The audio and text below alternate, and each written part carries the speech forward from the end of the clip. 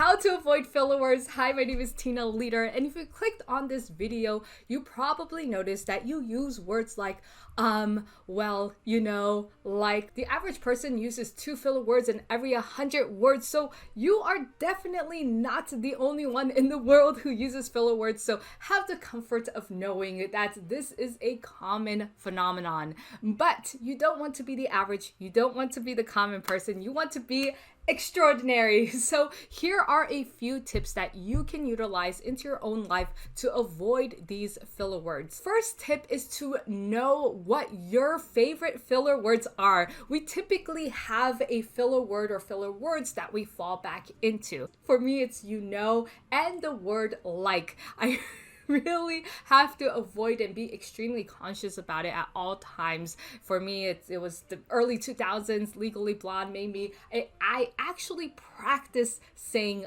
the word like a lot because it was popular at the time and it made me more likable amongst the peers. So there's a lot of things that you might have been surrounded by when you were in childhood that you picked up on, and now you want to get rid of it because it no longer serves you as an expert or authority. A great way to do this is to record yourself, whether it's on video and you want to just vlog it out. That way you catch your normal nuances. Or if you want to hit the record button and have a conversation with your friend, make sure they're okay with it. Don't just randomly do this.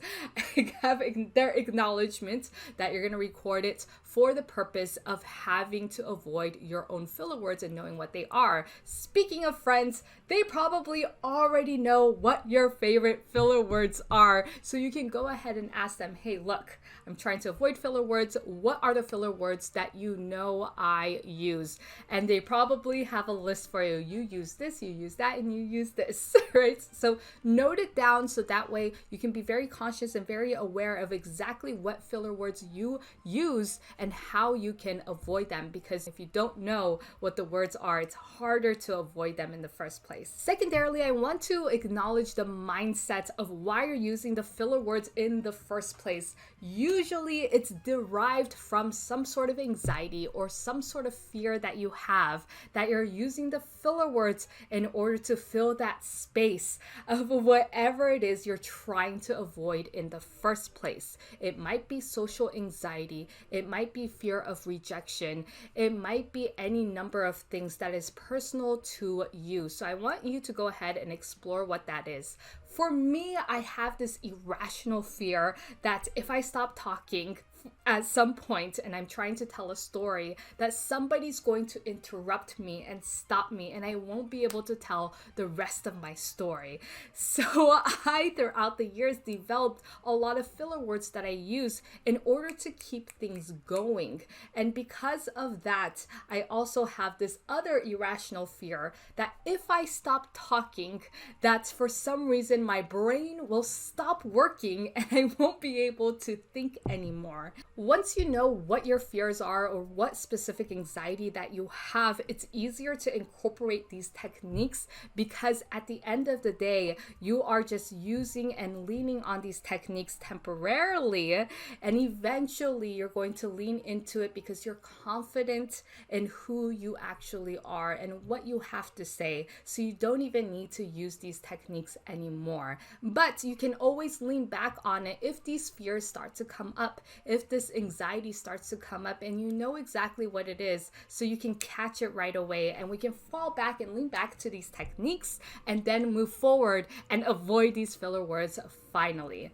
All right, so going into techniques specifically, I just did a clap and this is called the clap technique. This only works with a friend. So if you have a friend, a coworker, or somebody who's generally around you a lot and who's willing to participate in this, this will help you a lot. So tell a friend, look, I use these specific filler words. Whenever I use the word like, or then go ahead and clap for me. Once they clap, make sure to say the sentence you were saying again, just without the filler word. Any communication specialist will say you have to be comfortable in the silence. Just be comfortable in the silence, which is very easy to say, but how do you actually become comfortable in the silence? So there's a few different ways you can do it. You can do this by saying pause or period in your head when you want to use the filler word. So for example, you could say, I went to the grocery store and I picked up a bottle of wine. Pause.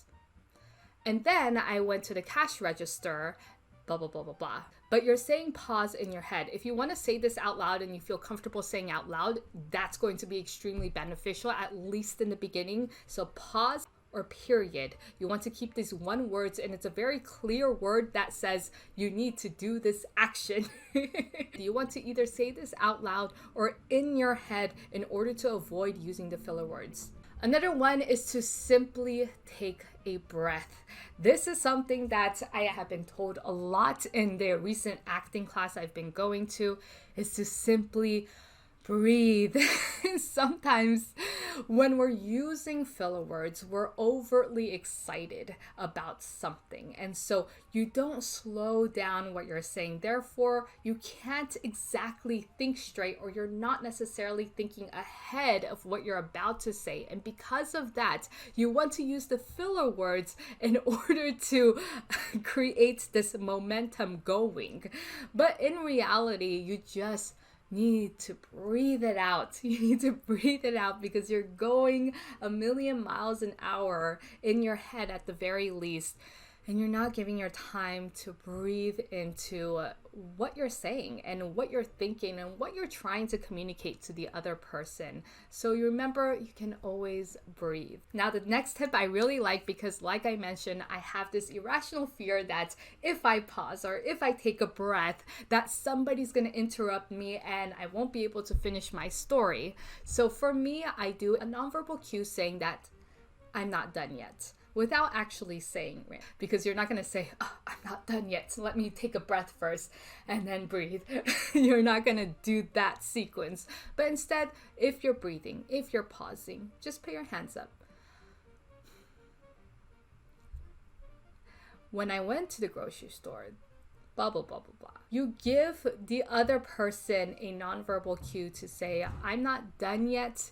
Let me take a breath. Let me pause. Let me think about this. And then you can go ahead and continue the conversation you were already engaged in or the presentation that you were having. So those are my quick tips on how to avoid filler words. Comment below what your favorite filler words tend to be, because we all have them. We all have our little filler word crutch and we want to hold it close, but we have to let it go, especially when we want to be professional or communicate effectively. So comment below your favorite filler words, and I will see you on the next video.